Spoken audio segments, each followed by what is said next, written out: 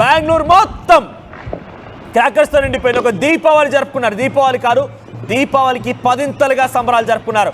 ఎక్కడ చూసినా crackers.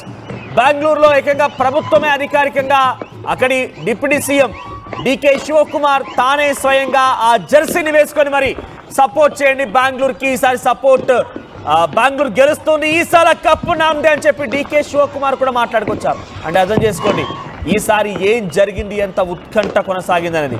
Punjab Kings పైన ఆర్సీబీ ఘన విజయం సాధించింది. కొంత స్టార్టింగ్ సిచ్యువేషన్లో 190 పరుగులకే బెంగళూరు 9 వికెట్లకు కుప్పకూలిపోయింది. దాంట్లో కోహ్లీ సుమారుగా 43 పరుగులు చేశాడు, టాప్ స్కోరర్గా నిలిచాడు మ్యాచ్లో.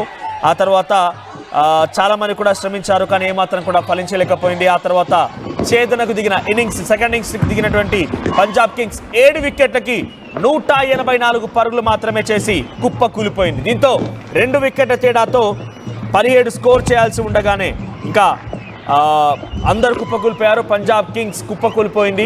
ఆర్సీబీ ముందు పంజాబ్ కింగ్స్ నిలవలేకపోయింది.